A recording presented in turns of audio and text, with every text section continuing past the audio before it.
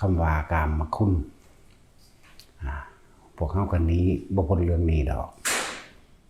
กามนี่ที่จริงแล้วถ้าเฮาเปลี่ยนจากความยินดีพอใจในรูปในรสในกลิ่นในเสียง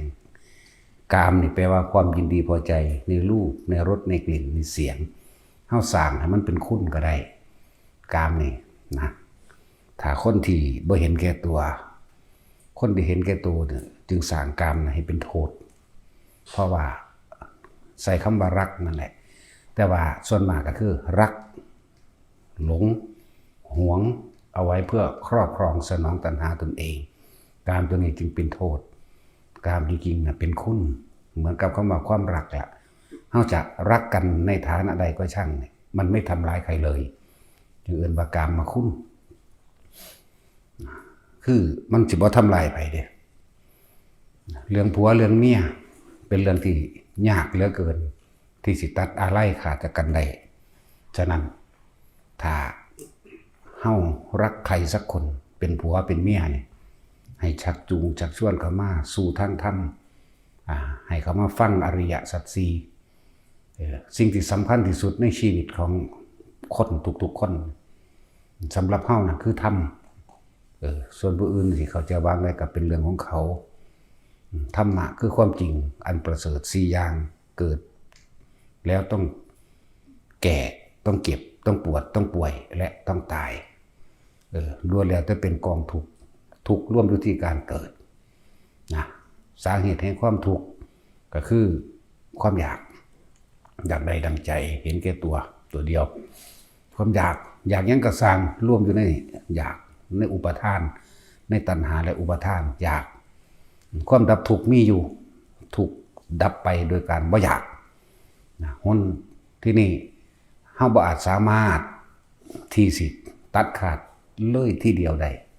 เพิ่นจึงมีว่าหนทาง8อย่าง8สายนี่เป็นหนทางแห่งการดับทุกข์เอิ้นว่ามรรคมีองค์8หนทางการดำเนินชีวิตเพื่อความพ้นออกจากการเวียนว่ายตายเกิด8อย่าง8สาย8ทางก็ว่านี่ก็ในเมื่อว่ามันบ่อาจสามารถสิตัดอะไรขาดจากกันได้โดยง่ายฉะนั้นนำกันเข้ามาผัวกับเมียรักกันในฐานะผัวกับเมียหญิงชายหนุ่มสาวดึงกันเข้ามาฟังธรรมนี่แหละต่างฝ่ายต่างใดความรู้ต่างฝ่ายต่างใดความเห็นมีศรัทธาเสมอกันอย่าว่ามีความเห็นลงโตกันมีจาคะความเสียสละออกเสมอกันมีศีลเสมอกันแล้วก็มีปัญญาเสมอกันมันก็สิตีคู่กันไปจึงเรียกว่ากามนี่จริงๆแล้วถ้าเฮาสร้างเป็นก็เป็นกามคุณแต่เฮาเห็นแก่ตัวจนเกินไปเป็นกามโทษจากบ่ล่ะสร้างเป็นคุณก็ได้สร้างเป็นโทษก็ได้อยู่ที่ความเข้าใจนั่นแหละบัดนี้เอาหยังมาเป็นเครื่องประกอบเอาธรรมนั่นแหละจังหวัดชักจูงชักชวนกันมาในพุทธการหรือในตำราที่เฮาศึกษาอ่านมานี่ถ้าสิครูเอกเลยก็คือพระพุทธเจ้าเฮากับพระนางพิมพาแม่นบ่สามารถสร้างศาสนาได้เห็นบ่นี่นั่นแหละเป็นต้นแบบต้นฉบับ2พระองค์เนี่ยเพียรพยายามมีความเชื่อมีความเห็นทัศนะความเห็นเสมอกันมีจาคะก็เสมอกันมีศีลก็เสมอกันนั่นแหละมีปัญญารู้เห็นตามความจริงในสิ่งทั้งหลายทั้งปวงเสมอกันเพิ่นก็ประคองกันมาจนสามารถสร้างพุทธศาสนาได้เข้าใจบ่ล่ะหนทางของผู้รู้ผู้ตื่นผู้เบิกบานตามความจริงพุทธศาสนาหรือเรียกว่าพุทธธรรมใดนี่คู่เอกเป็นคู่ที่1แล้วผู้อื่นที่เดินตามมาก็คือจังพระมหากัสสปะกับพระนางภัตตกาปิราณีปิภริมานพกับภัตตกาปิราณีเห็นบ่ล่ะแน่พระเจ้าก็สร้างคู่กันมาเรื่อยนี่ล่ะสุดท้ายล่ะก็เป็นจังไดสรุปให้ก็ว่าบรรลุอรหันต์นำกัน ร้อมศาสตร์เดียวกันเลยบ่ได้ห่วงเลยบ่ได้อาลัยกับไผครูที่สองเด้พระมหากัปปวินะกับพระนางอโนชาเห็นบ่ล่ะถ้าผู้หนึ่งสิคือจังหวะนั่นแหละบางคนเขามาบวชแล้วกูนี่คือเห็นแก่ตัวแท้เนาะอยากศึกเด้แต่ว่านั้นมันเป็นอย่างคนละอย่างกันเลยใช่ป่ะเพราะว่าการทำความเข้าใจซึ่งกันและกัน การบ่นำผ้าซึ่งกันและกันเขามาบางคนก็มาบวชอยากหนีจังซั่นจังซี่ก็เพื่อหยังเพื่อเครียดบ่พอใจบ่พอใจเมียเฮ็ดใส่เนาะเฮ็ดใส่อยากให้เขาง้อเจ้าของนั่นนะแต่สุดท้ายแล้วเจ้าของบ่ไหวที่ออกไปก็มีได้จึงบอกว่าถ้าคนสองคนรักกันจริงๆแล้วก็ให้พร้อมเพียงใจกันให้แนะนำซึ่งกันและกันทำความเข้าใจซึ่งกันและกันนำมาซึ่งการฝึกหัดปฏิบัติธรรมไปพร้อมๆกันเวลาพ้นทุกข์มันก็พ้นไปพร้อมๆกันเนี่ยเพราะว่าบริวารของกามคุณบริวารแห่งความรักมีอย่างเป็นบริวารมันลูกเห็นว่าล่ะหลานตลอดทั้งทรัพย์สมบัติต่างๆนานาสารพัดที่จะเป็นเครื่องเกี่ยวเนื่องกันมากความรักนี่เกิดขึ้นจากคนสองคนนี่แต่เป็นผู้นำมาได้ตะกี้บ่ได้คิดว่าสิมีลูกผู้นั้นผู้นี้ได้ล่ะ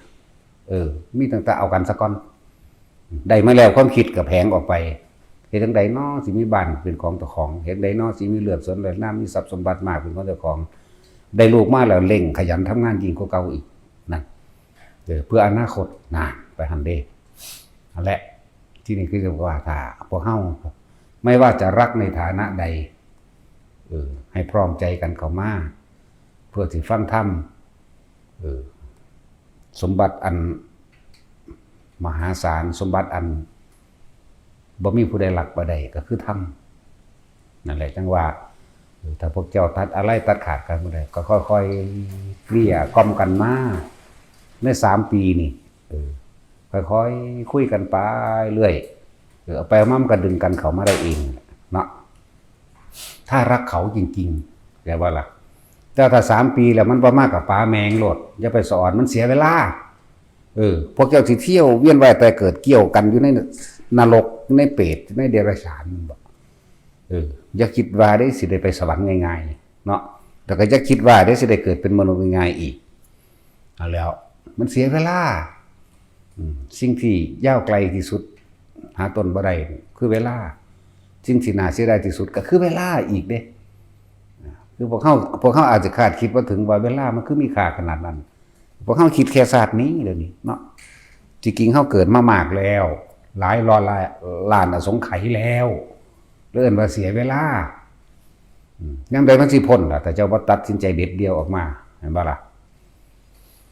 ตัดสินใจเด็ดเดียวออกมาเอามึงสิจังใดก็สร้างกูปึดออกมาเลย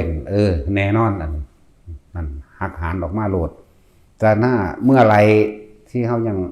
มีความอาลัยอยู่อันนั้นนี่มานำกันเลยบาดสุดท้ายบาดสิตายมามันก็นิพพานไผนิพพานมันก็ได้เหมือนบ่ซั่นอันใดจังซั่นแหละหลายครูเด้ขนาดพระสุทินกับเมียนี่เพิ่นก็ปากันบ่ได้เด้ล่ะบวชแล้วก็ยังว่าเอากันอยู่เนาะแต่ศีลแน่แต่พระพุทธเจ้าก็บ่ได้ให้ศึกเด้ล่ะมีแต่แสดงเป็นอธิกรรมิกบุคคลหรือภิกษุตนบัญญัติเพิ่นเลยบ่ปรับจากบ่ล่ะเพิ่นก็ฝึกหัดปฏิบัติเพิ่นก็ได้มรรคผลคือเก่าแหละได้คือเก่ามันยังสิบ่ได้ถ้าว่าห้ามบ่มีเลยมันก็บ่มีแต่ทีแรกคนตัวสิมาว่าต้นบัญญัติบ่ผิดบอกเพราะว่าธรรมก็คือธรรมแหมความจริงก็คือความจริงนะนั่นจังซั่นแล้วเขาเจ้าเลิกกันบ่ได้เขาเจ้าปากันบ่ได้เข้าใจว่าล่ะก็เลยมานํกันบวชนํกันก็ร้อยเอากันอยู่ดิจังซั่นแล้วนั่นแหละจึงบอกว่าถ้ามันตัดอะไรบ่ได้มานํกันสักยุ่งสักส่วนกันมาแต่ว่าถ้า3 ปีแล้วมันบ่มากก็ปามันเลยผัวกับปาเมียกับปาผัวโลดเสียเวลาเนาะนั่นแหละ กามเพิ่นก็บ่ได้ว่ากามมาโทษเลยทีเดียวเพิ่นว่าแตกามมาคุณก่อนแม่นบ่ล่ะกามมาคุณ5มันยังคือ5รูปรสกลิ่นเสียงนั่นกามมาคุณ5เห็นบ่ล่ะนี่เด็กคำว่ากามมาคุณคือตัวนี้เด้อใช้รูปร่างลักษณะท่าทางของตนสร้างประโยชน์ต่อโลก ต่อคนต่อสัตว์ต่างๆสร้างประโยชน์คุณประโยชน์ให้กับบุคคลต่างๆให้กับสัตว์ต่างๆให้กับโลกปลูกต้นไม้ขุดบ่อน้ำยังก็แล้วแต่นี่เอิ้นว่ารูปเอารูปที่ตัวเองพอใจนักหนานี่สร้างคุณประโยชน์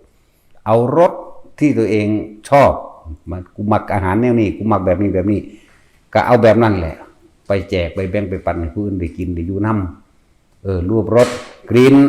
เอายังกลิ่นเอาเฮามักดอกไม้มะลิหอมงามเอาไปใส่น้ำหอมเอาไป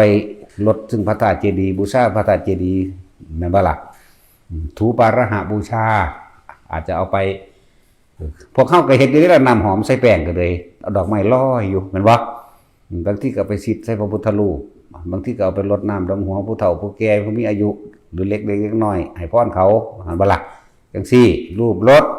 กลิ่นนั่นก็สร้างรสให้เป็นประโยชน์เอาสร้างรสเป็นประโยชน์คือนั่งวิสาขานี่บ่แม่นแค่สมัยศาสตร์นี้เด้เพิ่นเวลาเพิ่นอันเฮ็ดอาหารถวายหมู่กับภิกษุสงฆ์องค์เจ้าพุ่นไล่มาตั้งสมัยพระพุทธเจ้าปทุมปะหยังก็ว่าไปอันนี้ก็อร่อยนะเจ้าค่ะนี่แปลงสั่นได้ดิอันนี้ก็แซ่บอันนี้ก็แซ่บอันนี้ก็แซ่บผ่าเสร็จมือเสร็จหยังก็ดีอันนี้เนื้อนุ่มเนื้อดีๆนะเจ้าค่ะลองหน่อยนะเจ้าค่ะนี่นั่นแล้วกระรูปกระรสไปทำกันบัดนี้กลิ่นก็เหมือนกันนี่เป็นน้ำหอมอย่างดีอย่างสั่นอย่างสี่พวกเขาก็เอาไปบูชาหรือเอาไปเช็ดถูซึ่งพระพุทธปฏิมากรต่างๆเอาไปรดน้ำต้นไม้ต้นโพธิ์สีมหาโพธิ์ต่างๆหรือเอาไปอาบพระเจดีย์เห็นบ่ล่ะนั่นแหละทั้งสั้นแล้วรูปรสกลิ่นเสียงก็เหมือนกันเสียงเขาก็สวดเขาก็สรรเสริญพุทธคุณธรรมคุณสังฆคุณนี่เสียงก็ดีแล้วบ่แม่นแค่นั้นใช่แต่เพียงเท่านั้นใช้เสียงของตนเองเป็นผู้มีปิยะวาจาปิยะแปลว่าที่รักเข้าใจว่าล่ะวาจาอันเป็นที่รักที่พอใจของคนทั้งหลายเว้ากับมวลคนก็นิยมชมชอบแล้วก็ดึงเข้ามาหาธรรมตัวเนาะหรือชักจูงชักชวนปากชักจูงชักชวนคนเข้าสู่การฝึกหัดปฏิบัติธรรมนี่นั่นแหละเอิ้นว่ากามคุณรูปรสกลิ่นเสียงนี่กามคุณ5ใส่มันประโยชน์ส่วนรสแห่งกามอารมณ์แห่งกามถ้ามันเขาก็มักเข้าเฮาก็มักเขาอยู่แล้วอย่างว่านี่มักชอบพอใจความอร่อยในสัมผัสแห่งอารมณ์ความรู้สึกของกามมันบ่อาจสามารถตัดอะไรได้แต่กูสิหนีมาผู้เดียวกูคือมันยังหักยังแพงแท้ก็ดึงกันมาตัวมันหักเฮาก็มักมันมั้ยแม่นบ่ล่ะก็ดึงกันมาตัวแท็กซี่มันก็ดึงมาอยู่บ่หรือมันดึงมึงหรือมึงดึงมันมึงดึงมันหรือมันดึงมึงบ่แม่นตะกี้มึงดึงมันนี่ดึงบ่แม่นมันดึงมึงออกบัดนี้มึงก็ดึงมันเข้าตัวเข้าใจว่าล่ะสั่นตัวตัดสินจังซี่แล้วก็มาพอเล็กแม่น้อยจังซี่แล้วก็มาทั้งผัวทั้งเมียก็มันจังบ่ห่วงกันสมชายกับอีแววว้าวมื้อนั้นมันก็มานํกันนั่นว่าแต่เมียเนี่ยหักผัวหลายกว่าเด้พี่ไปบวชได้แล้วไม่เป็นไรน้องอยู่ได้สั่นอ้าวจะรีบไปไหนทั้งผัวก็เลยบักหามึงสั่นแหละจะรีบไปไหนอยู่ว่าเด้แล้วจังสั่นแหละก็มาน้ำกันมันจังตายใจตามันเห็นอยู่มันเห็นกันอยู่ความคิดมันสิบ่ออกไปหึงไปหวงทั้งนอกเข้าใจบ่ล่ะแต่เขาผู้ใดผู้หนึ่งบ่มานี่ผู้เมียอยู่บ้านเห็นแก่โตเอาตัวรอดเจ้าของก็มีเด้เนาะจังสั่นจังสี่บัดนี้มึงมักพระหลายก็ไปบวชซะแต่เขามาบวชอีหลีขันมานํเอาอันเขาศึกเนาะมานํกันหล่นตัว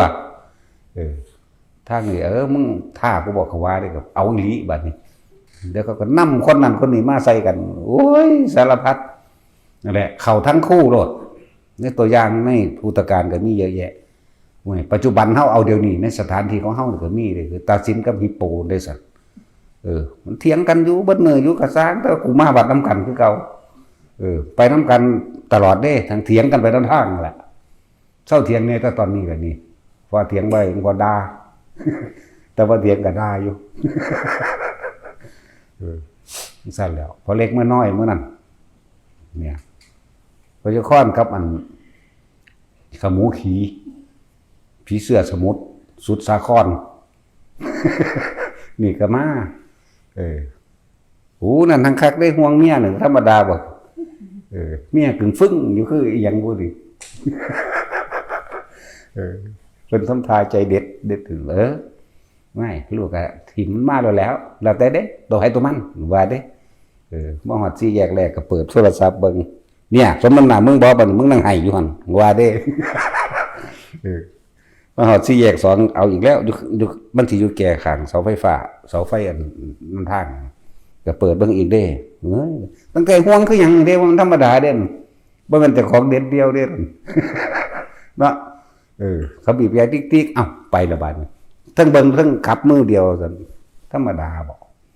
แล้วชักจูงชักชวนกันมาตัวเนาะก็มันปาบ่ได้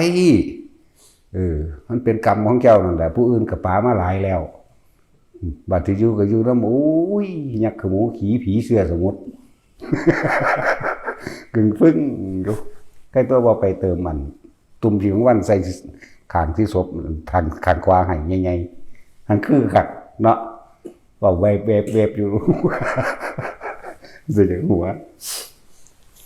ก็ถูกต้องตัวก็มานี่แหละ เฮ็ดไปน้ำกันบัดนี้เฮ็ดไปน้ำกันมาฟังน้ำกันมาเรียนรู้ไปน้ำกันได้มีทำความเข้าใจไปซึ่งกันและกันบาดสิตายเนี่ยก็จังตัดสินใจไผมันตัวเพราะว่าตรงนั้นมันบ่อาจสามารถที่ไปพร้อมกันได้ไหมมันบ่อาจตายพร้อมกันได้เด้จักว่าล่ะมันยากน้ำตอนบ่ตายนี่ ความตายเป็นของง่ายๆเป็นของบ่ได้ยากเด้สิบอกให้ตายแล้วจูดถิ่มเด้คนเกิดที่มันยากต้องไปส่งโรงเรียนแต่น้อยพุ่นเนาะหาอยู่หากินเบิ่งเจ็บไข้ได้ป่วยอันนั้นอันนี้ผู้เป็นแม่ก็ย่านตะพิษน้ำนมคาล่ำกินคือย่านมันผิดย่านน้ำนมบ่มีย่านกินผิดย่านวิ่นย่านเมาเดินว่าคาล่ำพวกหล่ะใหญ่ขึ้นมากกับไปส่งอนุบาลไปส่งป .1 ไหลขึ้นไปพวกหล่ะซื้อว่าสิส่งเงินให้มันเรียนให้มันจบพอแห้งอยู่นั่นแหละแต่บาดสิตายมานี่พี่บอกเข้ามันไม่มีไผซอยไผได้บัดตัดสินใจขันเด็ดขาดเที่ยวสุดท้ายของไผของมันตัวพอทุกคนได้แนวทางทุกคนฝึกเอาแล้วไปมันตัวมันเป็นมันห่วงมันก็เฮ็ดหยังบ่ได้เลยมันก็ต้องตัดสินใจตัวเนาะสิพ้นหรือบ่พ้นก็อยู่ที่ตนเองเด้ตอนนี้มันยังแข็งแรงนํกันอยู่นี่แต่สิมาก็โอ้ยย่านขโมยขโจรขึ้นหามัน เนาะย่านนั่นย่านนี่สารพัดแต่ย่านต้องตัดสินใจมากนั่นแหละจังบอกว่าใน3 ปีนี่ชักจูงชักชวนเต็มที่แล้วมันบ่มากกับป๋าแมงเลยจักบ่ล่ะนั่นแล้วให้ป๋าเสียเวลาแต่ป๋าบ่ได้หาเอาผู้ใหม่ เอาผู้มันเข้ากันตัวเอาผู้มีความคิดเห็นเสมอกันนี่เข้าใจบ่นี่มีศรัทธาเสมอกันมีจาคะเสมอกันตัวมีปัญญาจากการได้ยินได้ฟังทัศนะความเห็นต่างๆความรอบรู้ต่างๆเสมอกันนั่นแหละส่วนศีลบ่ค่อยเสมอปานใดดอกสร้างงมดอกเนาะจังซั่นแล้วในสมัยครั้งพุทธกาลนั่งอันนั่นแล้วได้ผัวเป็นนายพรานแน่แต่ว่าตัวคนขึ้นเป็นพระโสดาบันแต่ว่ายังว่าสามีและภรรยาย่อมเข้าใจและรู้ใจซึ่งกันและกันเข้าใจบ่ล่ะนั่นแหละ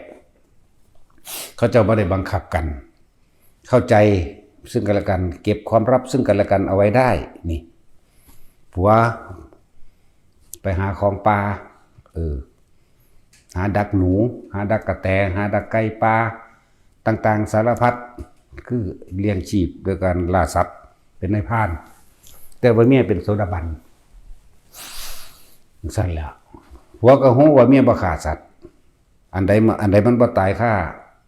กับอันใดมันบ่ตายฆ่าที่เขาไปดักไปยิงมาก็ฆ่าให้ซะก่อนก็ฮู้อยู่ตัวว่าเมียบ่ฆ่านะแต่ว่าก็คั่วกินไปนำกันสั่นแล้วนั่นแล้ว เมียก็พยายามซึมซับเอาผัวจักว่า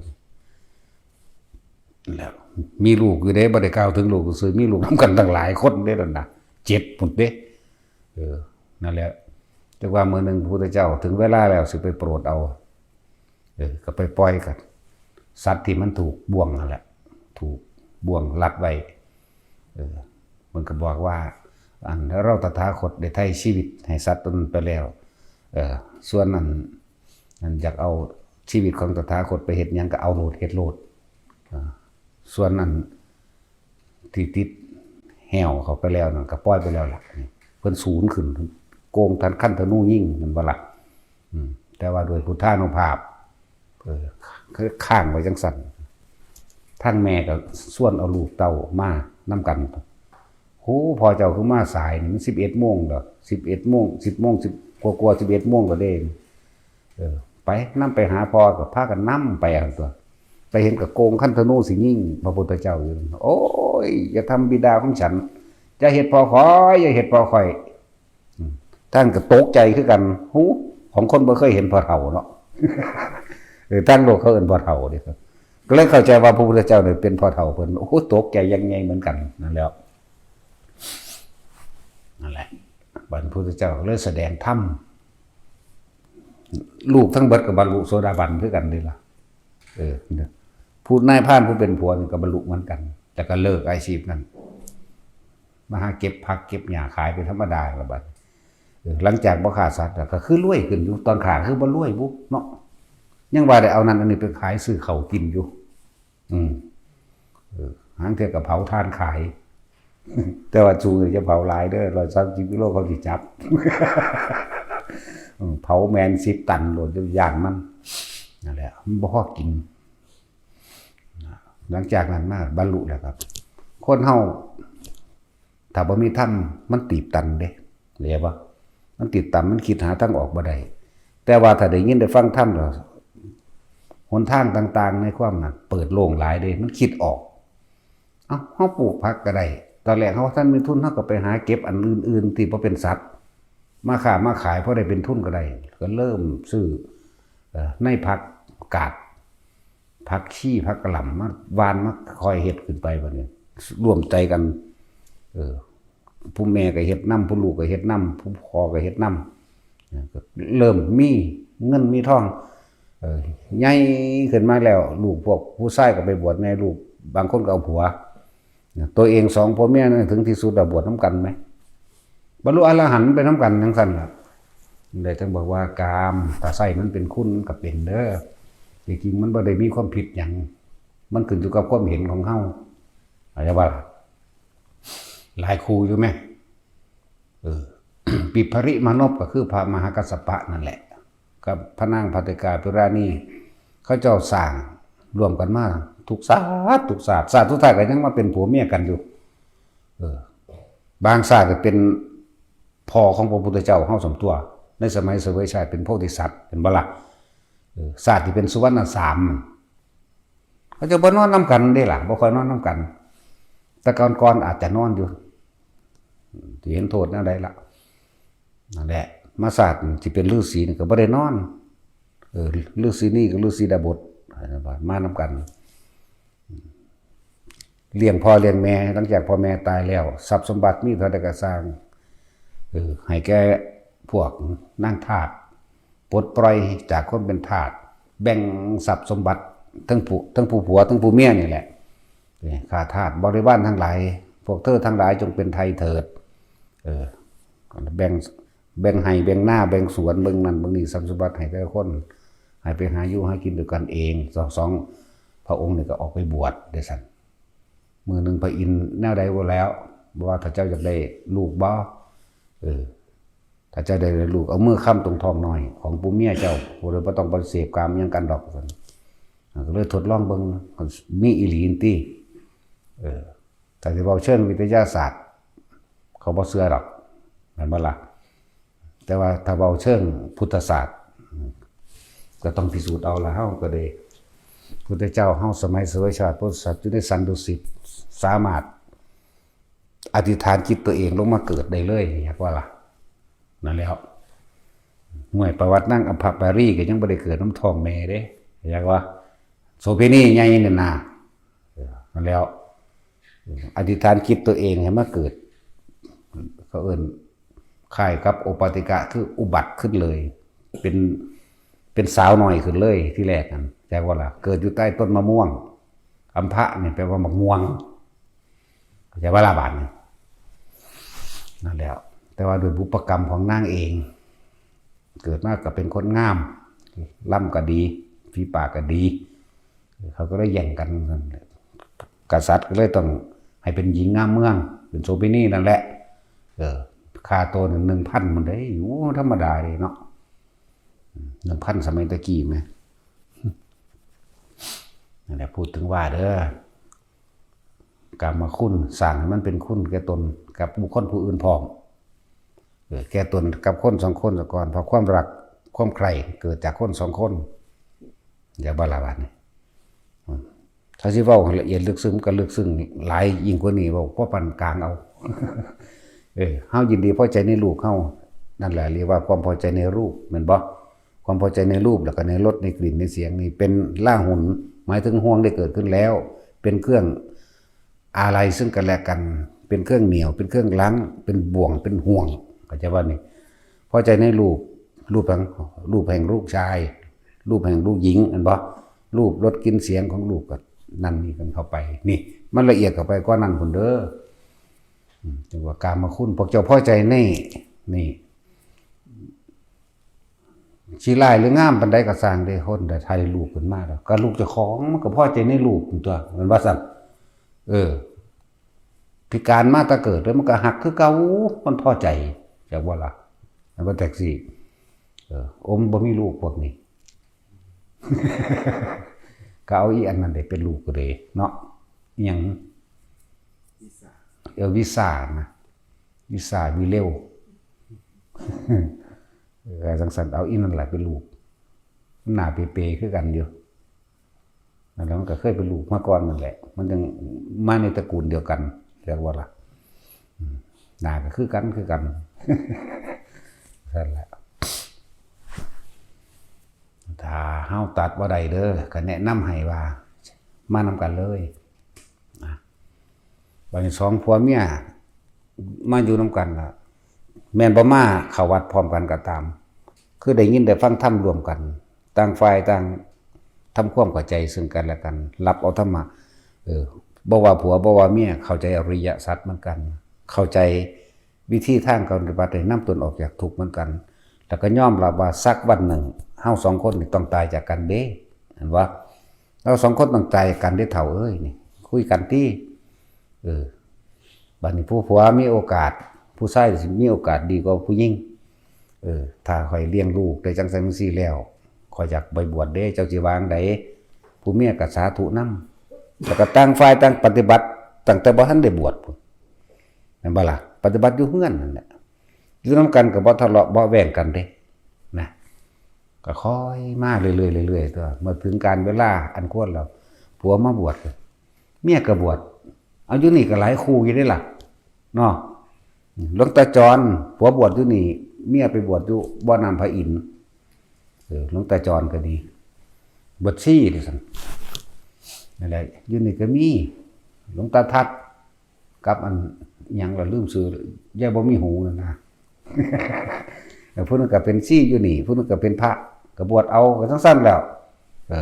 เขาคล้องกันดึงกันมาเรื่อยๆเห็นบ่เนี่ยห่วงกับห่วงหนักหนาเห็นบ่ล่ะก็ต้องใส่ตัวนี้ตัวดึงกันมากไหมก็ใส่ความรักใคร่พอใจในรูปในรสในกลิ่นในเสียงแต่ว่าสิ่งที่มันสำคัญที่สุดในชีวิตเนี่ยคือความจริงคือธรรมมันบ่ล่ะก็เอาธรรมแหละมาดึงกันมาอย่างสั้นแหละไผอีกละคู่นึงลืมแล้วนี่เนาะไผวะ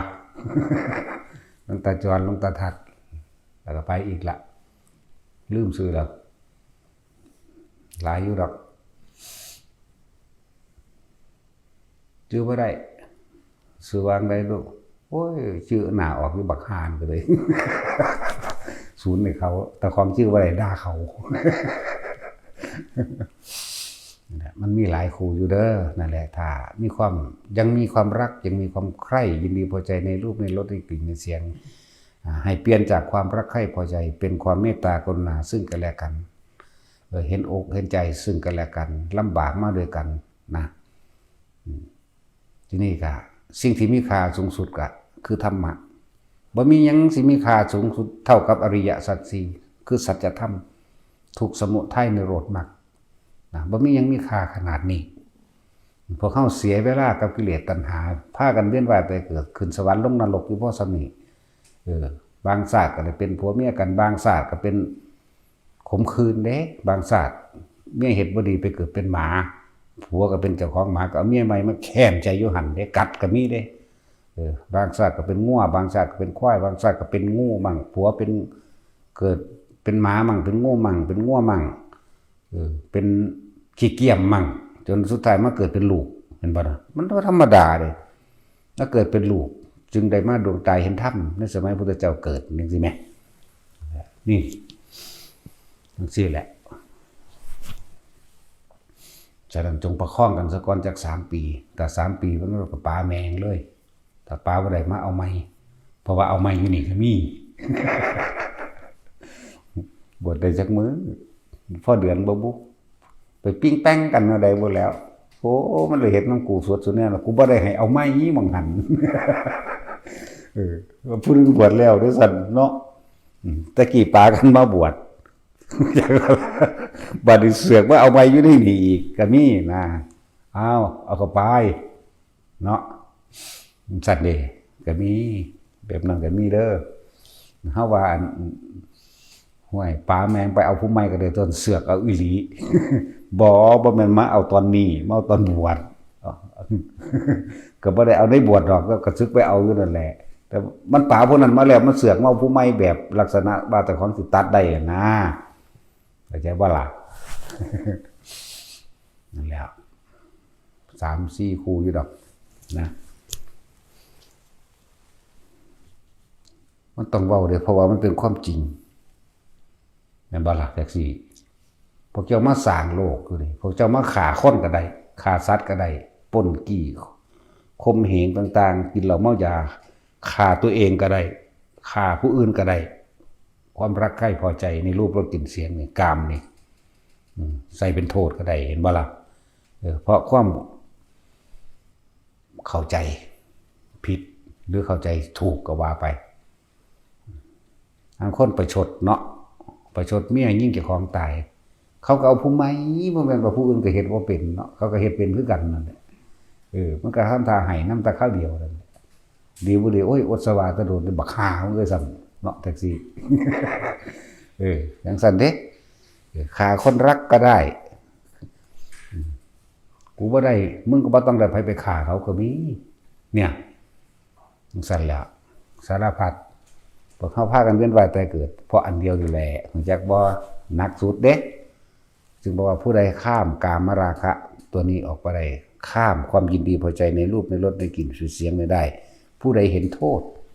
แห่งรูปแห่งรสแห่งกลิ่นแห่งเสียงนี้ได้ผู้นั้นแหละจึงจะเข้าใจว่าทุกข์ทั้งหลายที่ทำให้สัตว์เวียนว่ายตายเกิดเพราะความรักใคร่พอใจในรูปในรสในกลิ่นในเสียงเข้าใจว่าบัดต้องสั้นแล้วเฮาต้องเห็นโทษมันนะเห็นโทษน่ะมันเห็นอยู่ดอกแต่ว่ามันเอามันทางป่ามาเลยทีเดียวบ่ได้ก็มาทั้งคู่โลดตัวเนาะพระพุทธเจ้าเฮาเพิ่นก็ยังมาทั้งคู่อยู่แม่ซั่นล่ะพระนางพิมพาตายอายุ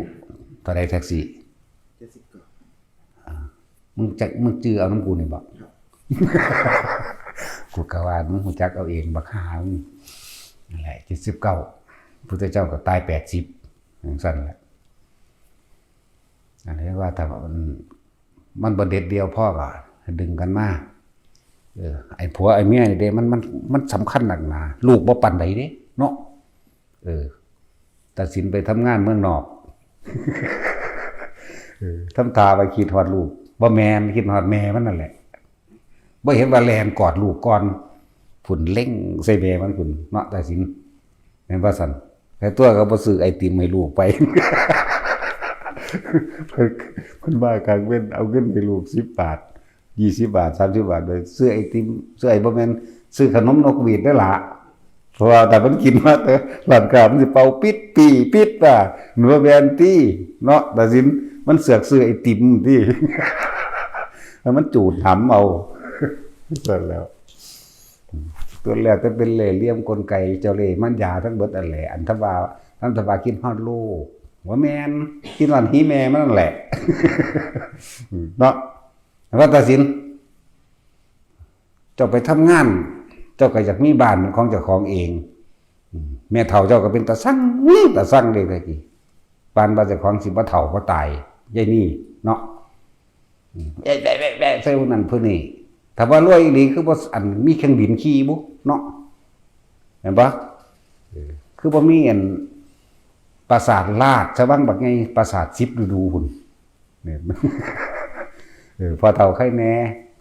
ว่าแต่มีเราเห็นกูก็เซ่ไปเซ่มาพอกูก็ซักไม่เฒ่ากันทางบ่ปากันซักคือกันเด้บ่ปากันคือกันแล้ว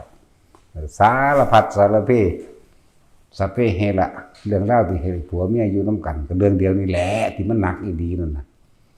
เรื่องเอากันนั่นแหละเนาะจะปฏิเสธได้มันมีลูกสุคนอยู่แถวนี้แม่นเบิดอรรถเนาะว่าเฮาเว้าลามกบ่แม่นเด้บ่ความจริงแท็กซี่บ่มีลูกมันยังบ่ปาว่าแท็กซี่ค่าหนี้มาแล้วมันมีหนี้เด้หนี้แหละเลยเป็นเครื่องผูกพันกันไว้บัดเมียว่าถ้าใช้หนี้เบิดแล้วไปบวชโลดซั่นกูบ่ใช้เบิดกูมีอยู่กูบ่ใช้เบิดกูอยากว่ากูก็ทำท่าเฮ็ดหนี้ไม่เพิ่มอันนี้ได้เล็กน้อยไปเลยที่จริงนั่นน่ะเนาะเอาอันนี้เพิ่มว่าเฮาว่าเด้อไปเอาบัตรนั้นบัตรนี้อย่างอ่อนๆแอนๆนั่นแหละไปแนวอื่นอีกที่จริงสิใช้เบิดก็ใช้ได้อยู่ทั้งทำท่าว่าใช้หนี้เบิดแล้วก็สิไปบ่ได้ที่จริงโอ้บ่ได้กูบ่ได้นั่นซั่นแล้วนั่นแหละบ่มีหยังสิมีค่าเท่ากับธรรมะบัดนี้การมาคุ้นโดยความรักความเคารพความนับถือมารดาบิดาเขามีความยินดีพอใจในรูปร่างลักษณะตาตั้งของมารดาและบิดารูปรสกลิ่นเสียงพ่อแม่เฒ่าแล้วนะเขาก็เกิดความเป็นห่วงสงสารนั่นนี่ก็ว่าไปก็นำธรรมะนั่นแหละให้เขาเจ้าอาหารเนี่ยใดมันดีๆก็สรรหาไปให้ไปกินอันใดมันหอมๆก็หาไปให้ไปใส่นั่นเลยบอกกามคุณมันบ่แม่นสร้างกับผัวกับเมียเด้มันสร้างกับผู้อื่นอะไรทั้งนั้นมารดาบิดาเพิ่นมักกินแล้วกินแบบนี้แซ่บๆปกถามหาตัวอันนั้นว่าแม่อันนี้ว่าพ่อก็ว่าไปเห็นบ่ล่ะเพิ่นมักแนวใดก็หาให้กินนั่นในรสในกลิ่นในเสียงเพิ่นมักเฟ้งมักหมอลำหรือมักหยังก็หาให้แต่ว่าอันใดก็บ่สุดใจเท่ากับธรรมะดอกเห็นบ่ล่ะก็เสียงธรรมนั่นแหละให้รูปรสกลิ่นเสียงเลยทั้งมารดาและบิดาทั้งปู่ย่าและตายายเห็นบ่ลุงป้าอาอาวตลอดเพื่อนฝูงต่างๆถ้าเฮายินดีพอใจในกันและกันนำธรรมะนั่นแหละชักจูงชักชวนกันเข้ามาตัวแม่นว่าซั่นจังซั่นแล้วบ่เนี่ยว่าสิลูกก็เหมือนกันชักจูงชักชวนกันเข้ามาคนที่มีธรรมบ่ติดกันเด้ย่อมมีทางออกเสมอส่วนคนบ่มีนี่บ่รู้จักปัญญาทางโลกแก้ปัญหาโลกบ่ได้ว่าปัญญาทางโลกสูงสุดคือฆ่ากันต่างประเทศเขายกย่องว่าวิวัฒนาการสูงมีความพัฒนาสูงคือสหรัฐอเมริกาปัญญาทางโลกสุดท้ายแล้วก็คือข่มเหงรังแกกัน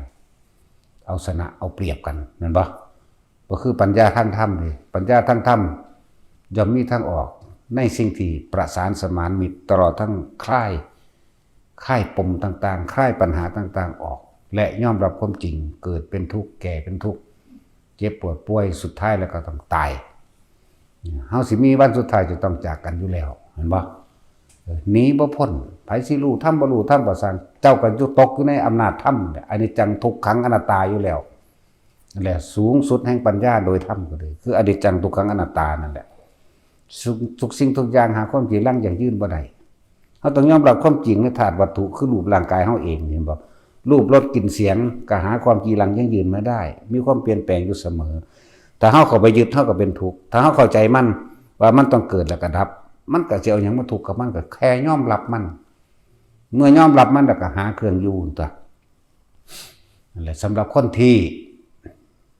ดูแลคนป่วยเป็นพ่อเป็นแม่เป็นญาติหรือเป็นลูกก็ตาม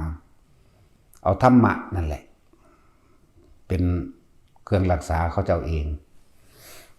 เขาเจ้าอาจจะบ่รู้แต่ถ้าเฮาได้รู้แล้วก็เปิด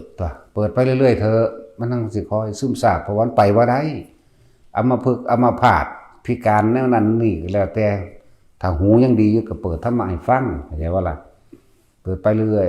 ยๆเขาเจ้าหังสิใครควรและพิจารณาดอกบ่ต้องไปคาดคะเนบ่ต้องไปหวังหยังละเขาเจ้าฟังไปแล้วเขาจะคอยซึมซาบเอาดอก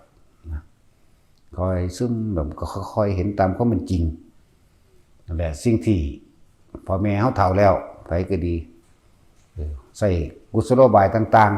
ๆในการให้เขาเจ้าปฏิบัติธรรมเพราะสุดท้ายแล้วมันต้องตายจากกันแต่ว่าชีวิตหลังความตายพวกเจ้ายังสิมีชีวิตหลังความตายต่อไปอีกอยู่หรือว่าพวกเจ้าสิให้มันสูญสิ้นตัณหาก็บ่มีชีวิตต่อไปก็บ่แม่นตายจากนี้แล้วสิสุดกันเลยบ่แม่นเด้ตราบใดที่ตัณหาคือความอยากยังมีข้างคาในหัวใจอยู่นี่ในความรู้สึกในคิดของเองอยู่นี่เกิดคือเขาเกิดเป็นยังกันแล้วแต่ความคิดสุดท้ายพวกเจ้าไปคิดถึงจึงบอกว่าสิ่งที่มีค่าสูงสุดก็คือธรรมะเอาสิ่งนั้นแหละเป็นอริยทรัพย์ให้เพิ่นสิ่งที่รักษาหายบัดทุกโรคธรรมโอสถอยากว่าล่ะจักโอสถบ่ดึงบ่แม่นโอสถสภาเต็กเฮงอยู่เด้ธรรมโอสถรักษาได้ทุกโรคเลยแต่ว่ามาเกิดแล้วมันจะไปมีโรคหยังเดี๋ยวนี้แม่นว่าล่ะจันตัวพระพุทธเจ้าผู้เดียวท่านได้สอนได้ท่านว่าเฮาหนีความจริงบ่ได้เกิดแล้วแก่ชราเจ็บปวดป่วยสุดท้ายก็ต้องตายพวกเจ้าจะรักกันเพียงใดก็ช่างก็ต้องตายคือเก่าจะเกลียดกันเพียงใดก็ช่างก็ต้องตายคือเก่าเกิดมากก็แค่หากินซ้ำตายหนึ่งดอกพวกเจ้าคือบ่นำแสงสว่างนำทางแห่งชีวิตไปในภายภาคหน้าก็คือธรรมะนี่แหละแสงใดนี่ในความสว่างสวัยอันใดก็ช่างแสงสว่างเสมอด้วยปัญญาไม่มีอีกปัญญาคืออย่างปัญญาแปลว่ารู้แจ้งเห็นจริงตามความจริงในสิ่งทั้งหลายทั้งปวงถ้ามันรู้ความจริงแล้วมันก็หาทางออกจากความมืดคือความไม่รู้คืออวิชชาหาอยู่หากินงมงามบ่ต่างจากเป็ดจากไก่เริ่มกันได้ไข่ออกลูกกูเคลียร์ให้ลูกกินลูกใหญ่แล้วก็ไปเป็นแบบเดียวกันต่อเป็นสื่อเป็นทอดกันเนาะจิกกินหมดกินแม่งจิกกินขี้ปมจิกจริงแม่งอดจีเข็บกินกินข้าวกินอาหารเศษอาหารเคี้ยกินเนี่ยซ้ำนี่บ่เกิดมากินไหนกินไปซ้ำตายหนึ่งบ่มันบ่ล่ะคนเฮามันสิต่างจากสัตว์เพราะว่าคุณธรรมเด้อนอกนั้นเสมอกันได้กับสัตว์แต่จริงๆก็เฮาบ่เฮากับสัตว์นั่นแหละพระพุทธเจ้าเพิ่นบ่ได้แยกเด้ดูก่อนเด้สัตว์ทั้งหลายเด้มันเว้าหั่นมันบ่ล่ะสัตว์ทั้งหลายเพิ่นบ่ได้แยกเด้มาแยกคำว่ามนัสสะมนุษย์แปลว่าผู้ฝึกตนยกจิตออกให้ต่างจากสัตว์นั้นได้ยกจิตขึ้นสู่ที่สูงแปลว่าต่างจากสัตว์ทั้งหลายนั้นได้ก็คือคุณธรรมนี่เองเห็นป่ะล่ะพวกเจ้าว่าสัตว์ทั้งหลายมันให้ท่านกันหรือบ่เอาเด้อหมากับหมานี่มันเอาให้ท่านกันบ่เอาสมมันไปขาบเนื้อมาเนี่ยเอามันเอาไปแบ่งท่านกันได้หรือบ่เป็นเนาะว้ายแต่แม่กับลูกก็ยังกัดกันปางตายอยู่เด้บ่ธรรมดาเด้มันว่าล่ะตอนลูกกำลังสิใหญ่ยังบักยานมมั่งบ่ยานมมั่งแล่นไปนมฝัดตรงเตงไปลูกน้อยก็ดูดกินนมนั่นแหละพอตาได้ปิ้งไก่ปิ้งปลามาหนึ่งสวบกับคำลูกพวกปะนมแล่นไปแย่งอาหารแม่นะแม่ก็กัดลูกเอางงเหงอยู่เลยเนาะนั่นแล้วบัดโอ้ได้อาหารอย่างดีกูจะไปท่านสัตว์ตัวนั้นตัวอื่นไปหามาแม่ลูกอ่อนขั้วนั่นขั้วนี่ก็น่าบ่แม่นเคยเห็นบ่ล่ะบ่เคยเห็นจักเทื่อเลยมันเห็นมันกัดกันอยู่ว่าสั่นตอนบ่ทันได้มีอย่างตอนที่บ่ทันได้มีอาหารเกิดขึ้นนี่เนาะ พวกหมาหน่อยดำ2-3 เดือนนี่แหละหรือ5-6 เดือนก็สร้างไงเราได้5-6 เดือนอยู่นั่นบ่ล่ะหยอกกันฝุ่นดินไงกึบแลนฝุ่นแลนพี่บริสนยังหยอกกันแง่ถือกันได้เพราะแต่มีผลประโยชน์เกิดขึ้นมีคนโยนเนื้ออันใดหนึ่งให้กาดกันเอาเป็นเอาตายเนาะแย่งกันทั้งสั่นแล้วมันธรรมดาดิก็เลยมันเสียเวลาพวกเจ้าสิเฮ็ดต่างจากสัตว์อยู่บ่คนมันก็บ่ได้แม่นต่างจากสัตว์อีหยังได้แต่สิเกิดมาแค่เพียงแค่หากินอยู่เซลซั่นนั้นพากันฆ่าก็มีลักก็มีโกหกผู้อื่นชี้ทรัพย์สินก็มีเห็นบ่ล่ะบังคับข่มขืนกายข่มขืนใจกันก็มีกินเหล้าเมายาก็มีฆ่าเจ้าของก็มีฆ่าผู้อื่นก็มีอยู่เพราะสำนันนึงได้ล่ะนั่นแหละจึงบอกว่าอริยสัจสี่คือธรรมะตัวนี้ทำให้คนทั้งหลายต่างจากสัตว์แล้วทุกคนก็สิมีทางออกนะถ้าพวกเจ้ารักกันจริงๆนะให้ชักชวนชักจูงกันมาที่แรกก็อดกระทนกันไปสะก่อนคอยดึงกันมาถ้ามันบ่มาจริงๆแล้วก็เสียเวลาคนในโลกเนี่ยบ่มีผัวผู้เดียวบ่มีเมียผู้เดียวดอกสิบอกให้มีมาจากผัวจากเมียแล้วนับก็บ่ได้บางชาติก็ไปเกิดเป็นหมูเป็นหมาตอนใดผัวตอนใดเมียคือกันบ่แม่นว่าแต่มีผัวผู้เดียวมีเมียผู้เดียวอยากว่าล่ะห้วยอัตศาสตร์นี่ก็ได้นะมันก็หลายผัวหลายเมียก็มีได้ล่ะเนาะแท็กซี่มึงมีผู้เดียวมึงบอกใครแน่สันเนี่ยกูบ่ได้ตัวได้กูกะจื้อบ่ได้คือกันได้กูเอาแมงเบิดล่ะต้องสั่นตัว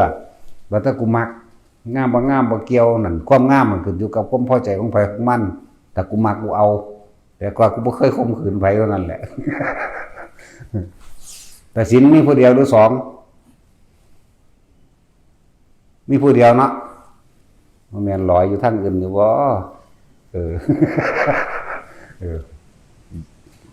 ลอยอยู่ทางอื่นเด้อถ้าผู้ชายว่านี่บ่เป็นหยังเด้แต่ผู้หญิงลอยลงเบิ่งแม่เห็นแก่ตัวเด้เนาะผู้ชายนี่เนาะคือให้ผู้หญิงยอมรับเจ้าของว่ามีเมียหลายได้เนาะแต่เจ้าของยอมรับให้เมียมีผัวหลายได้บ่เดี๋ยวนี้บ่ได้เนาะต้องเป็นอันว่าขากันเลยนั่นสั่นตัวเจ้าบ่ฮักเขาเด้อให้ก็ตามว่าเฮาก็ฮักเฮาคือกันเฮาก็ฮักเขาคือกันถ้าเจ้าอยากได้หลายเจ้าก็เอาตี้เนี่ยอยากอย่างสั่นตัวนั่นแหละอยากทุกคนที่บ่เคยเกิดเป็นพ่อเป็นแม่เป็นผัวเป็นเมียเป็นลูกเป็นหลานกันได้นี่บ่มีเด้บางศาสตร์เข้าไปเกิดเป็นลูกปลาอยู่น้ำกันเป็นหมื่นตัวคนละนี่นั่นว่าล่ะแล้วก็หลายศาสตร์พร้อมเป็นลูกกบลูกเขียดตาปากจะกี่เท่าใดได้แม่ว่าลูกขี่ขันขาดพุ่นหลึมดำตอนมันเป็นหวกอยู่นั่นเนาะหวกแปลว่าออสแปลว่าลูกออสตัวอ่อนต้องแปลพวกนั้นบอกว่ามีการศึกษาเพิ่มว่ามีตัวแต่มันจะมาเกิดเห็นอย่างเนาะอะไรเป็นลูกขี่ขันขาเกียรตาปากเท่าไหร่เป็นพันหมื่นมันได้บ้างเป็นลูกปลาแต่ละชนิดแน่เคยเกิดเป็นพี่เป็นน้องกันมาเท่าไหร่เลยได้บาทนี่เนาะแต่อ่านอันถ้าว่าบ่มันมาคิดเอาแต่ว่าเป็นคนอ้างแต่ว่าแต่ของเกิดเป็นลูกกษัตริย์นั่นกษัตริย์นี่โอ้ยถ้าได้อาสงไขยมันจึงได้เป็นทีหนึ่งนั่นเนาะแต่ของเป็นลูกกบนี่คือว่าไงแต่ของเป็นลูกปลาดุกนี่เป็นลูกปลาตะเพียนเป็นลูกอึ่งลองเบิ่งแม่มันเท่าใดง่วยพวกเราเคยกินตัวต้มอึ่งไว้ไข่มันอากลากเต็มท้องอยู่นั่นเนาะง่วยมันต่ำกว่าพันหรือบอกว่าต่ำกว่านี้นั่นน่ะแล้วเกิดเป็นลูกงูเท่าใดงูแต่ละชนิดนั่นยังความสลดใจเกิดขึ้นแน่บ่แม่นว่าสิมาเกิดตะคนเด้เกิดเป็นลูกหมาเท่าใดบางที่ก็หมาพิการหมาขี้เหี้ยนเกิดเป็นลูกปลาลูกปูลูกกุ้งสารพัดเด้พวกเจ้าคิดว่าตั้งแต่ก่อนเกิดเป็นคนนั่นบ่ล่ะแล้วมันก็เป็นตามที่พระพุทธเจ้าเพิ่นเว้าไว้นั่นแหละ หวยว่าอ่านเพิ่นก็ได้นะของเฮาก็หูจักอยู่ไหมเว้าเองก็ได้ตัวเนาะสัตว์ทั้งหลายที่บ่เคยเกิดเป็นญาติสายโลหิตกันเลยไม่มีเลยนี่มันธรรมดาเด้แล้วเฮาที่บ่เคยฆ่าผู้อื่นจนว่าเอากระดูกคนผู้หนึ่งมาปั้นเป็นโลกได้ถึง4โลกยังน้อยกว่าเราถูกผู้อื่นฆ่านะเราถูกผู้อื่นฆ่าเราเอากระดูกเข้าคนผู้เดียวมาปั้นเป็นโลกได้4โลกโลกของเฮานี่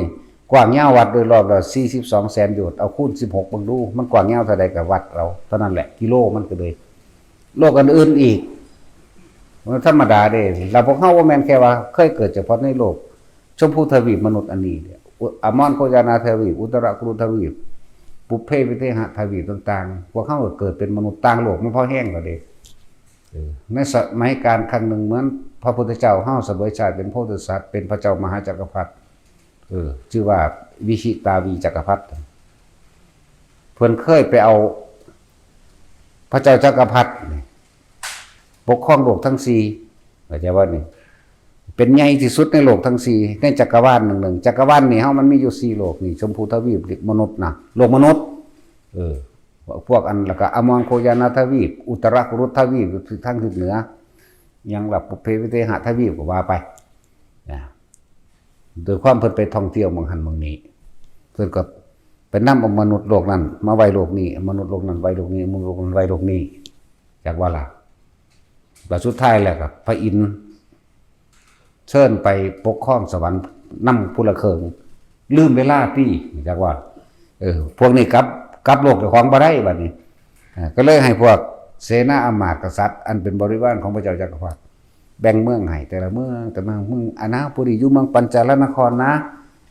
ผู้นี้อยู่เมืองอันวิชิตานะนี่ผู้นี้อยู่เมือง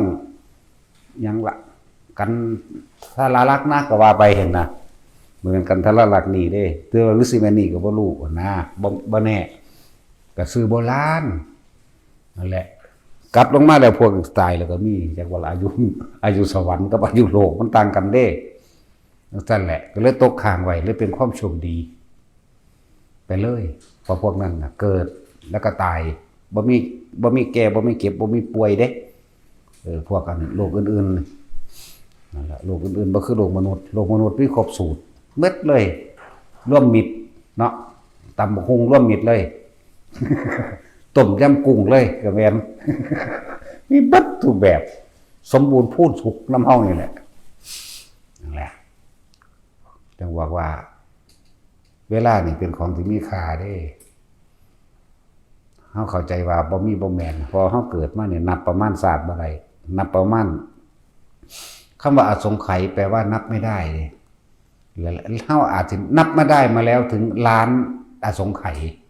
นับมาได้มาแล้วถึงล้านอสงไขยเพิ่นเลยเอิ้นว่าสิ่งที่น่าสูญเสียดายที่สุดคือเวลาเท่านั้นเกิดมาแล้วพบแล้วเห็นแล้วอย่าเสียเวลาปัจจุบันนี้ทำให้ดีที่สุดเหมือนเฮาจะตายในวันนี้นะบ่แม่นพรุ่งนี้วันนี้เดี๋ยวนี้ขณะนี้วิธีมันก็บอกก็สอนกันแนะอยู่ทุกมื้ออยู่ลมหายใจเด้ออยู่ในความรู้สึกโตเด้ออย่าเอาความคิดออกไปหาบุคคลผู้นั้นผู้นี้แม้นบุคคลอันเป็นที่รักก็ช่างเถอะบางทีตายจริงมันก็บ่มีไผซอยกันได้แหมนี่ให้ถึงวันสุดท้ายแห่งความตายแน่บ่เหลือจักคน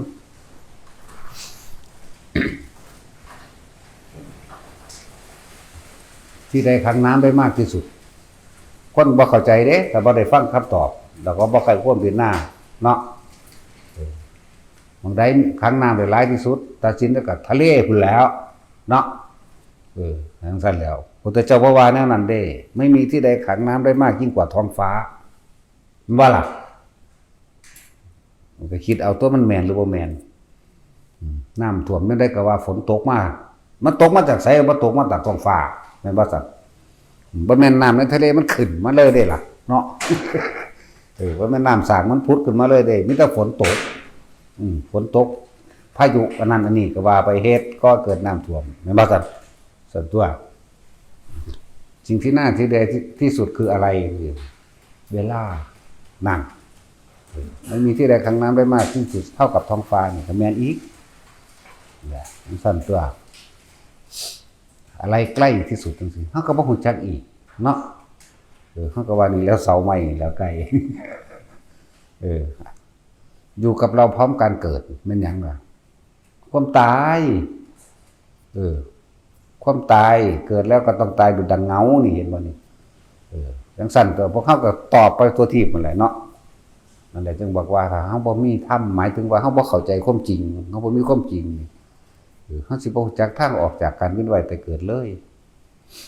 แล้วจังว่านั่นจังเราคนป่วยดูแลพ่อแม่ปู่ย่าตายายหรือไผก็แล้วแต่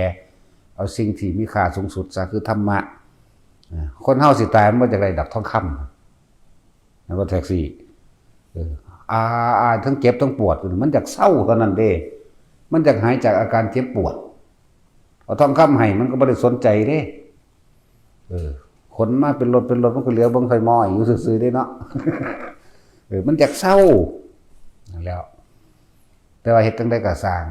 จากป่วยหรือไม่ป่วยก็ช่างตายเหมือนเดิมคนที่ดูแลคนป่วยนี่พยายามเปิดธรรมะองค์นั้นองค์นี้ให้เขาเจ้าฟังเด้อจิตสุดท้ายคนที่ได้ฟังธรรมะนี่มันเป็นธรรมดาเด้ฟังใครควรพิจารณาตามละสังโยชน์หาใดอนาคามีพุ่นเด้พวกเจ้าบ่ธรรมดาเด้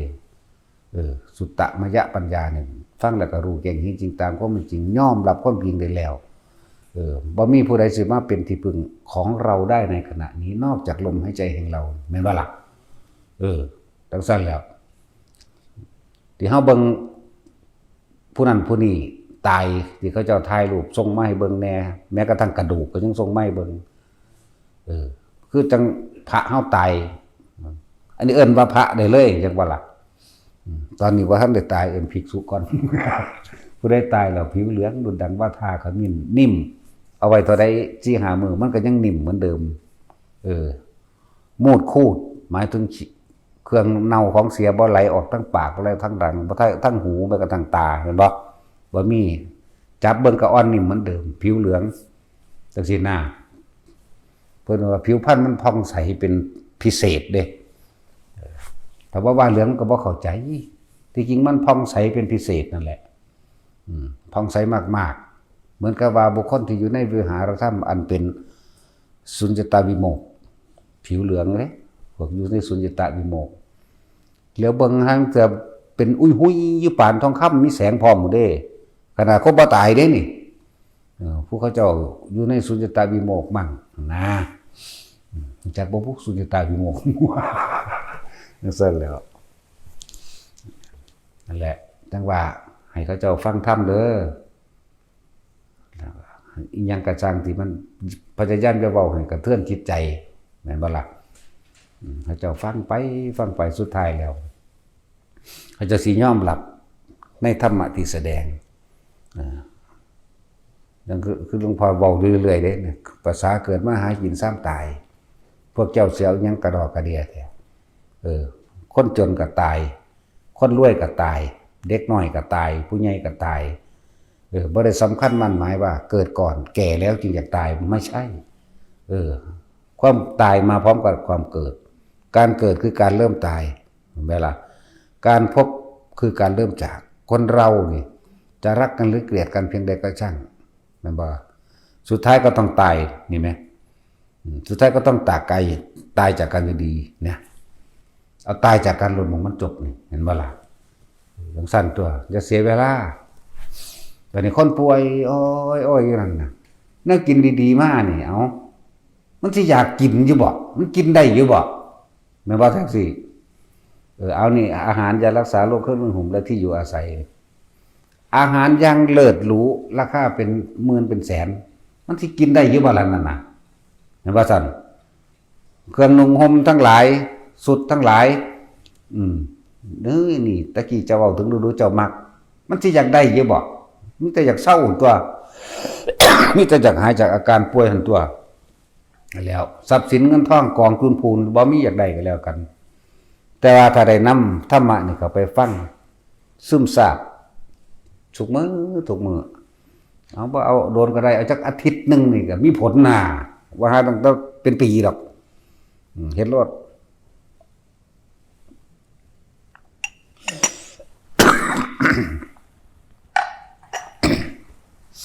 ข้าเจ้าฟังธรรมะไปเรื่อยไปเรื่อยสังเกตแบบนี้ บางคนก็หายป่วยดิหายป่วยสร้างธรรมจิตสงบเกิดเป็นบุญแล้วก็อกุศลกรรมทั้งหลายมาให้ผลเจ้ากรรมในเวรมาเสือกได้บุญเกิดกลายเป็นอายุยืนขึ้นมาอีก 2-3 ปีก็มี ที่นี่โดยความที่สร้างสมสุตตมยปัญญาไว้แสวงหาที่ปฏิบัติธรรมเข้าใจว่าล่ะแต่ว่าบางคนก็ตายแบบนี้แต่ว่าในความตายอันนั้น จิตเขาเจ้าความคิดของเขาเจ้าใครควรเป็นหน้าตามธรรมยอมรับความจริงสุดท้ายแล้วมันแม่นความเพิ่นไว้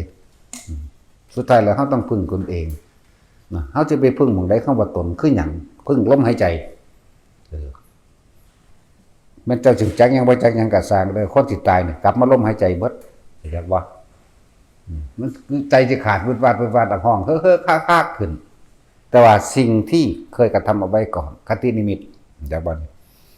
ไปเห็นภาพไฟไปเห็นภาพเครื่องดักสัตว์ตัวเองไปเห็นปืนไปเห็นสุขเท่านี้นั่นแหละคตินิมิตมันจะไปทั้งนั้นทั้งนรกจักว่าล่ะเห็นภาพไฟเห็นภาพแหล่งน้ำต่างๆหรือของเคยไปหาอยู่ให้กินนั่นแหละพวกจะไปเป็นเดรัจฉานมั่งไปเหมือนกับเห็นตัวเองก็บ้างคุยเคี่ยหานั่นหานี่อยู่ไปเป็นเปรตอย่างสั้นตัวส่วนคนที่กระทำอยากให้ท่านอยากอันนั้นอันนี้ไปเห็นภาพสวรรค์วิมานหรือนางฟ้าสวยงามก็ยังว่าไปสวรรค์อยู่แต่ว่าเกิดแล้วก็เกิดไปตายกันแหละพวกเจ้านางฟ้านางสวรรค์ก็ดีเนาะนั่นแหละ ที่นี่แต่คนยอมรับความจริงโดยอริยสัจเกิดแก่เจ็บตายโอ้แม่นคมเพิ่นเบิดมันจะลึกถึงสิ่งที่ตัวเองเคยเห็นมากคือมารดาบิดาเราก็ตายไปแล้วปู่ย่าตายายเราก็ตายไปคนนั้นคนนี้ก็ตายไปหมดแล้วคนจนก็ตายคนรวยก็ตายอันนั้นนี่สุดท้ายมาเฮาก็ต้องตายได้มันยอมรับได้บัดเมื่อมันยอมรับแล้วมันสิตัดเข้ามาสู่ลมหายใจนี่ตัดแล้วอยู่แต่กับลมจิตไม่มีที่ตั้งหมายถึงว่าไม่ไปคิดถึงเลือกสวนไร่นาทรัพย์สมบัติเงินทองและสิ่งของทั้งหลายบุตรภรรยาสามีบ่คิดถึงสุดท้ายเขาก็ต้องอยู่กับลมหายใจเนาะก็อยู่ไปจิตเมื่อมันไม่มีที่ตั้งแล้วความคิดนึกปรุงแต่งในความอยากได้อยากเป็นก็บ่มีแล้วตายในขณะนั้นพอดีเป็นผู้ไม่กลับมาเกิดในโลกนี้อีกคนอื่นว่าอนาคามีได้เป็นยังต่ำนาคนพวกนี้ตายแล้วกันนั่นแหละผิวพรรณผ่องใสแต่เป็นคนดำกะรู้สึกว่ามันสิผ่องใสไม่จักสิวางแล้วคนผ่องใส แต่เป็นคนขาวก็จะออกคล้ายๆเหลืองๆเรียกว่าละบางที่คล้ายข้าขมิ้นหมดละกับบ่ทอขมิ้นดอกคล้ายๆต้องใสดีพวก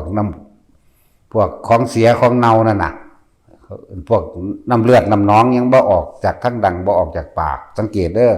บ่ออกดังบ่ออกปากบ่ออกหูบ่ออกตาแหละเหมือนกับคนนอนหลับเฮาจับเบิ่งก็นิ่มจับเบิ่งตามแข้งตามขาก็นิ่มพับไปพับมาหรือสะบัดได้ทั้งนั้นนั่นแหละพวกนั้นถือว่าไปดีจะว่าล่ะถือว่าไปดีเด่น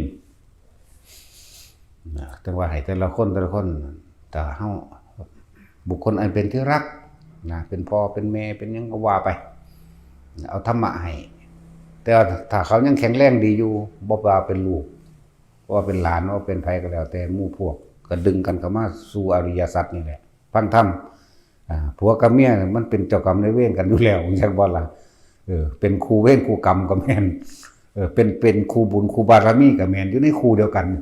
นั่นแหละดึงกันมาตัวแต่3 ปีมันบ่มากับป๋าแมงเลยมาหาเอาไหมเนาะบ่แท็กซี่มึงเอาได้กู หาเอาไหมก็ได้ตัวหาเอาที่มันมีศรัทธาปัญญาจาคะศีลเสมอกันตัวเนาะมันจังบ่เสียเวลาก็ได้มันตัดบ่ได้มันแม่นเรื่องง่ายๆได้เรื่องนี้เนาะซั่นแล้วแต่กูยังอยากได้อีกอยู่เป็นล้านๆคนกูอยากได้อยู่ได้ตัวกูของท่านมันซื่อๆเข้าใจว่าล่ะปั๊บมันก็ขาดออกพอดีล่ะมันยากนี่หยังท่านบังได้เอาท่านบังล่มนี่แหละพอได้เห็นปุ๊บบ่ให้มันปรุงแต่งต่อตัวก็ตัดเอาล่มตัดโดยได้ล่ะ เขามาล้มปั๊บโลดเดี๋ยวจังซั่นแล้วฝึกไปภาวนาไปเข้าสู่สังขารุปเปกขาย่านได้ไปก็ได้ไม่ไปก็ได้นิพพานนี่กล้าว่าปานนั้นเด้ถ้ากูสิไปกูก็เข้าบางนี้กูก็ไปถ้ากูบ่ไปกูก็มักอีนี้กูก็มายากหยังวะตัวนี้เด้ตัวมันดึงเหมือนบ่ซั่นโอ้กูคิดฮอดอีนี่เด้กูก็มาแต่กูสิไปกูก็เศร้าคิดง่ายๆพยาคอนเนาะเอาสมาทาน